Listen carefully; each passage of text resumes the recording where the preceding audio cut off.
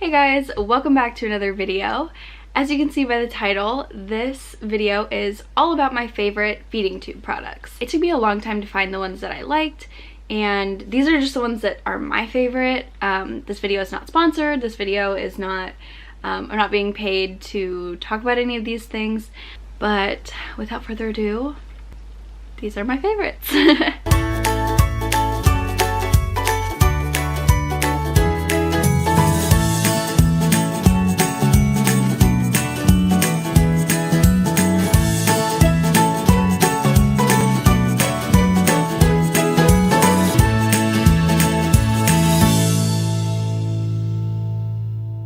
The first product that I'm going to talk about is the FreeArm feeding tube assistant, and I've already made a separate video about that, which was a sponsored video, but this one is not. But I genuinely just love my FreeArm. It's so nice to use, it's easy and portable, and it really makes tube feeding a lot easier. And so I'll put a picture of that right here. I would go more into detail, but I have a whole nother video about that, so I will link that down if you're curious. I should also say some of these products are not ones that you can buy. They're ones that I would get from my home health company, but in the feeding tube world there are so many different options, not only for tubes but for pumps and bags and securement devices and extensions. Like, there are so many options out there. So not all of these are things that like you can go ahead and purchase, but they are things that I have found that I love to use for my feeding tube. Okay, I just wanted to say that so that I was like, when I talked about the next item, you weren't like. My second item would be my infinity pump and the tiny bags. This is my feeding tube bag. So this is my pump, and it's called an infinity pump. And these are the 500 ml bags. They also come in 1200 mls, which is like a lot bigger than this. There are also different options for pumps. The most common are the Kangaroo Joey and the infinity pump. However, I have used both. When I first got my feeding tube, I had the Kangaroo Joey, and those only have big bags as well. They don't come in little bags like this. And for somebody who has really bad joints and it's really hard for me to carry things that are heavy, the lightest option is like actually important. It really does make a difference to have something lightweight. And so for me, I found that the infinity pump is a lot lighter than the Joey, and it has these little bags, so I don't have to carry around a giant bag. And you could just fill it partially, you don't have to fill the giant bags all the way, but for me, like, just even size-wise, like, it just comes in handy to have it be so small. I love Kate Farms. Like, if I have to be on a feeding tube, I want to fuel my body with healthy nutrition, not junk. Like, not that most feeding tube formulas are junk, but in my opinion, a lot of them are. I mean, like, they're designed to make you gain weight, which is good, but they are chocked full of like artificial vitamins, and if I have the choice between that and like plant-based superfood nutrition, like, there's not a lot I can control about my health, but being able to know what I'm putting in my body and know that it is very nutritious, it makes me feel like I still have a say in what I get to eat. So, Kate Farms. My fourth item is Tubey clips. It looks like a little donut. It's like supposed to be a donut. But these are really handy for securing up your tubes. So as you can see, I have a lot of extra line here. And if you're out and about, it gets caught on everything.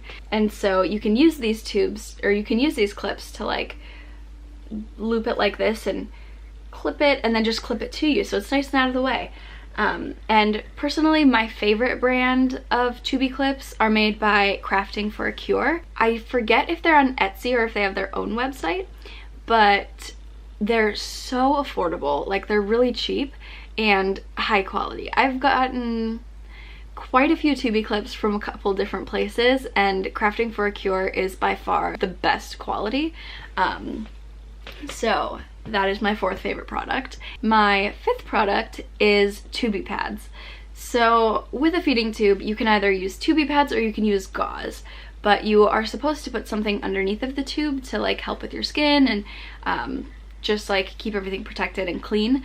So I use gauze a lot of the time just because I'm terrible and I like always forget to wash my tubey pads and then they get ruined. But I once again have tried a lot of different companies and tried out their tubey pads, but I have really sensitive skin, and so I need ones that are really soft and like really nice. And by far my favorite brand of tubey pads are Adorabelly Designs. They're on Etsy and they have a bunch of different like colors options, but they're all made with really soft material on the back and the stitching isn't too hard. Sometimes like the stitching can get really scratchy and theirs does not. Plus they're like the perfect little size and they just look really, really nice. My sixth product is this right here. It is called, the brand is Lalou & Co. So I believe this is to hold a feed bag, but I use it as a drainage bag cover. So I have what's called a GJ tube and I'm working on getting off of my drainage bag right now, so it's not hooked up, but this is my feeding tube right here. And so this is my feed and then this is access to my stomach. So I have to drain my stomach either continuously or like every hour, every 2 hours at most right now. And rather than carrying around a bag of stomach contents, I like to put it in this little bag. Not because I think it's gross, but sometimes you don't want to broadcast your stomach contents to everybody. So cute little bags like this come in handy, and it just fits right in there, and then I just kind of loop it up at the top and snap it closed and good to go. That was actually gifted to me by a friend of mine named Kimberly, and I use it all the time. So the last three things that I'm going to talk about are, once again, things that you can't really buy, but if you have a feeding tube, you probably are able to try these via like home health or something. And I know this is like my favorite products video, but that like you guys can buy. For those of you guys who have feeding tubes, like I know it made such a big difference for me when somebody is like, I tried this from home health, it works great, like try this product, like it works really awesome for me. And so these are items that like obviously they come through home health, you can't just buy them, but if you, maybe some of these can help you. So feral bags. So as I mentioned, I drain a lot, and because like my stomach doesn't work, and I'm not going to cover a whole lot on like my health conditions right now because I have other videos about that. Right now we're just focusing on like the feeding tube product aspect, but feral bags are what's called a drainage bag. So you can hook it up to your feeding tube and just let it sit, and it'll like sit there and take out all of your stomach contents and just neatly put it into this little bag that you can drain and like reuse and just keep like dumping it out. But they are a lifesaver. Like I know some people, they just like when they need to drain, they just like sit over the toilet and let it drain, or some people like put it into the sink or whatever. I use drainage bags a lot because most of the time I'm on 24/7 drainage. Feral bags are a lifesaver for me, and I think they're only available in the US. I know in other countries they have different bags that are used for drainage, and I know some people use like catheter bags, some people use a variety of different things, but personally feral bags are my favorite. Yeah, that's pretty much it. Feral bags are a lifesaver. Grip locks. So I will put a picture of those right here. And they are so handy. The point of it is like if your tube gets pulled, it doesn't yank on your actual feeding tube, it yanks on the tape. So that's what grip locks do. And I mean, there's so many different options when it comes to securement devices, but I love grip locks. Or paper tape. Paper tape is also good if I don't have access to grip lock. Last item, and this I'm actually really excited to share with you guys. So I've had quite a few different feeding tubes. I've had an NJ tube, which is one in your nose. I've had, then I got my GJ placed, and I had like a really weird tube at first, and then I had a Mickey button that I had for 3 weeks, and then I had to have it removed via emergency surgery because it got buried in my abdominal wall, and I had a bunch of problems with it. And then I had this long dangly tube for like a year, and it was supposed to be a temporary thing, and every time I was like, hey, can we figure this out, they're like, oh yeah, but never did. So for a year I was in this like transitional tube that like I didn't want. I mean, it was fine, it did the job, but I had been trying to get a hold of what's called an AMT button for a year at least. At least a year. I just showed you guys what my button looked like, but here's like an actual diagram picture of the GJ AMT button, Mickey button, which so many people comment, they're like, Mickey button? They're like, oh, that's so funny. My name is Mickey, it's a Mickey button, haha. Funny. But my skin is so fragile and sensitive because of my classical Ehlers-Danlos syndrome, and so having a long tube puts a lot more pressure on your stoma, which is the actual hole where your feeding tube goes in. And oh man, there was not a day that went by where my feeding tube didn't hurt. I just kind of accepted, like, okay, like my feeding tube is just gonna hurt, that's just gonna be life. And I mean, it wasn't excruciating, but it was enough to be like, that's annoying. I finally got a hold of the AMT button.